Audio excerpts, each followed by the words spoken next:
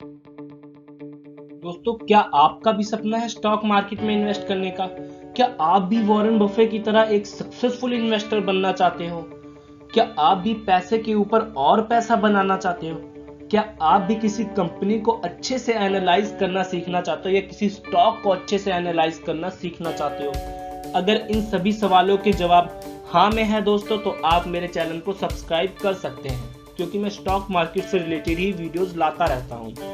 तो दोस्तों, बात करेंगे दोस्तों पीई रेशो के बारे में। पीई रेशो क्या है? क्या किसी स्टॉक को उसके कम पीई रेशो पर खरीदना चाहिए? क्या हमें हाई पीई रेशो वाला स्टॉक नहीं खरीदना चाहिए? अगर खरीदना चाहिए तो किन बातों का ध्यान रखना चाहिए? तो आज हम बात करते हैं दोस्तों वैसे दोस्तों मैं बात करूं पीई रेशो का फार्मूला क्या होता है।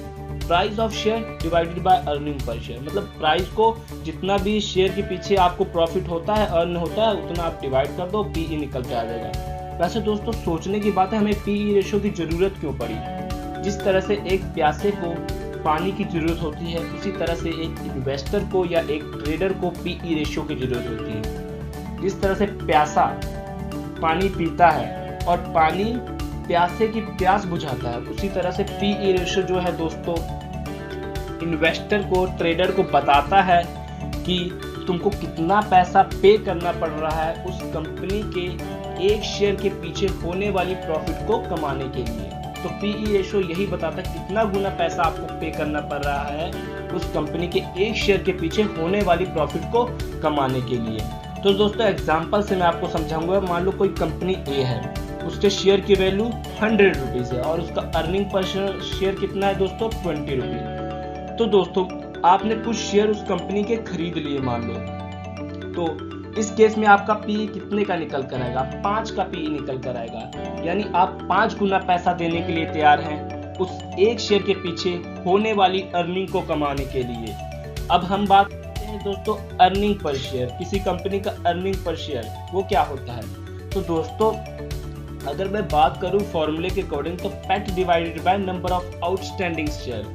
PAT means profit after tax, divided by जितने भी कंपनी के शेयर्स हैं उसको उससे डिवाइड कर देंगे तो अर्निंग पर शेयर आ जाएगा। अगर मैं आपको आसान भाषा में समझाऊं दोस्तों, अर्निंग पर शेयर वो है कि जब कंपनी एक साल में जितना प्रॉफिट कमाती है, अगर उसको अपने हर शेयर होल्डर के हिस्से में बांटे तो कितना प्रॉफिट आएगा, मतलब एक शेयर के पीछे कितना प्रॉफिट आएगा, उसे कहते हैं हम दोस्तों अर्निंग पर शेयर। तो हम बात कर लेते हैं तो आगे कि मान लो कोई कंपनी है और उसके दोस्तों जो पीई है गिर गया है, तो इस केस में क्या होता है दोस्तों, नॉर्मली लोग क्या सोचते हैं, या तो पीई कम है तो इसका मतलब स्टॉक अंडर वैल्यूड है, और या तो कंपनी अच्छा परफॉर्मेंस नहीं कर रही। यूजुअली लोग क्या सोचते हैं, पीई कम है तो स्टॉक क्या है? अंडर वैल्यूड है। स्टॉक अंडर वैल्यूड का मतलब है दोस्तों जो स्टॉक है या शेयर है कम वैल्यूएशन पे मिल रहा है, यानी सस्ता है। बट दोस्तों पीई रेशो कम है इसलिए वो स्टॉक अंडर वैल्यूड है, ऐसा कुछ नहीं है दोस्तों। उसका पीई रेशो कम होने का वजह हो सकता है वो कंपनी अच्छा परफॉर्म नहीं कर रही है, या उसके इन्वेस्टर्स को उस कंपनी पे भरोसा नहीं है, इसलिए वो उस कंपनी पे पैसा इन्वेस्ट नहीं कर रहे हैं, जिस वजह से मार्केट उस कंपनी को वैल्यू नहीं दे रहा है, इस वजह से उसका पीई कम हो सकता है दोस्तों। अब मैं बात कर दोस्तों जब पीई ज्यादा होता है तो क्या होता है दोस्तों, वैसे अगर पीई ज्यादा है तो यूजुअली लोग समझते हैं कि स्टॉक क्या है? ओवर वैल्यूड है, मतलब स्टॉक जो है बहुत महंगे वैल्यूएशन पे मिल रहा है दोस्तों, मतलब बहुत महंगा मिल रहा है। बट ऐसा कुछ नहीं है दोस्तों, उसका पीई इस वजह से ज्यादा है दोस्तों क्योंकि हो सकता है वो कंपनी बहुत अच्छा परफॉर्म कर रही है दोस्तों, और उसको जो इन्वेस्टर्स हैं उस कंपनी पे ज्यादा भरोसा है दोस्तों, इस वजह से वो लोग लगातार उस कंपनी के स्टॉक को खरीद रहे हैं, शेयर को खरीद रहे हैं, इस वजह से वो स्टॉक ऊपर जा रहा है, मार्केट उसको वैल्यू दे रही है, इस वजह से उसका पीई ज्यादा है। इस वजह से पीई ज्यादा नहीं है क्योंकि स्टॉक ओवर वैल्यूड है।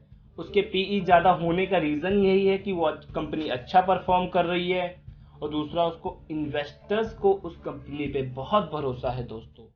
अब मैं बात कर लेता हूं, मान लो कोई कंपनी एबीसी है। कई बार क्या होता है दोस्तों, क्वेश्चन ये आता है कि हमें हाई पीई वाला रेशो वाला स्टॉक खरीदना चाहिए कि नहीं खरीदना चाहिए। तो दोस्तों अगर आपको लगता है जो कंपनी है वो फ्यूचर में ग्रो करेगी, अभी वो हाई पीई रेशियो पे आपको स्टॉक मिल रहा है, लेकिन अगर आपको लगता है कंपनी फ्यूचर में ग्रो करेगी तो दोस्तों उस स्टॉक को आपको खरीद लेना चाहिए।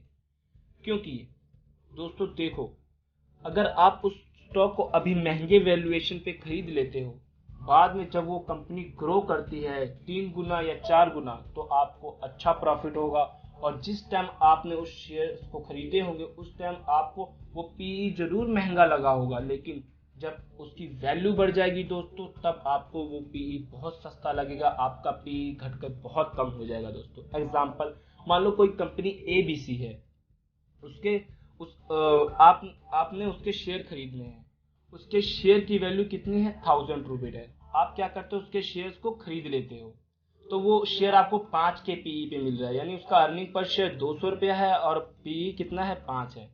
यानी आप 5 गुना पैसा देने के लिए तैयार हो उसका 200 रुपया कमाने के लिए। तो अब आपको लगता है कंपनी आगे ग्रो करेगी दोस्तों, तो आप क्या कर लेते हो दोस्तों, उस शेयर्स को खरीद लेते हो। और कंपनी दोस्तों सचमुच ग्रो करती है, उसके शेयर की वैल्यू बढ़ के 1500 रुपये हो जाती है, तो इस केस में आपका अर्निंग पर शेयर कितना होता है, 500 रुपये दोस्तों। तो पीई क्या निकल कर आया आपका, 3। अब आप देख सकते हो दोस्तों, पहले आपका पीई कितना था, 5 था, यानी आप 5 गुना पैसा पहले दे रहे थे, लेकिन अब आपको पीई घट के 3 हो गया, यानी अब आप 3 गुना पैसा दे रहे हो उस कंपनी के शेयर्स के पीछे होने वाली प्रॉफिट को कमाने के लिए, एक शेयर के पीछे। तो यही है दोस्तों, अगर आपको लगता है कि शेयर ग्रो करेगा, वो कंपनी ग्रो करेगी, तो आप महंगा पीई खरीद सकते हैं दोस्तों। वैसे मैं बात करूं दोस्तों मार्केट की, तो मार्केट में अगर 25 के करीब पीई होता है, 22 के करीब पीई होता है, अगर मार्केट का ये हाल है तो दोस्तों आपको शेयर्स को खरीदना नहीं चाहिए। क्योंकि देखो, मार्केट जब भी ऊपर जाता है तो उसके नीचे गिरने के चांसेस हमेशा होते हैं दोस्तों। क्योंकि उस समय जो होता है, जब लोगों को प्रॉफिट दिखता है तो ज्यादा वहां पे क्या होते हैं, सेल करने वाले होते हैं, लेकिन खरीदने वाला कोई नहीं होता है, जिस वजह से जो सेलर्स होते हैं अपने शेयर की वैल्यू को घटा देते हैं, इसलिए मार्केट धड़ाम होने के चांस होते हैं दोस्तों। अब मैं बात कर लेता हूँ पीई रेशियो की, हम वैल्यूएशन कैसे कर सकते हैं दोस्तों। देखिए दोस्तों, अगर हम पीई रेशियो का वैल्यूएशन करना चाहते हैं तो दोस्तों हम पीई रेशियो को उसी इंडस्ट्री की कंपनी से माप सकते हैं दोस्तों। जैसे अगर विप्रो कंपनी है तो उसको टीसीएस से माप सकते हैं, इन्फोसिस से माप सकते हैं, नहीं तो बेस्ट ऑप्शन क्या है दोस्तों, आप उसके इंडस्ट्री पीई रेशियो से माप सकते हैं, यानी पूरे इंडस्ट्री का पीई रेशियो किसी कंपनी का हम उससे माप सकते हैं दोस्तों। जैसे विप्रो को मैंने पूरे इंडस्ट्री के पीई रेशियो से माप लिया, तो ऐसे माप सकते हैं दोस्तों। इसी के साथ धन्यवाद दोस्तों, जय हिंद, वंदे मातरम। मिलते हैं अपने नेक्स्ट वीडियो में।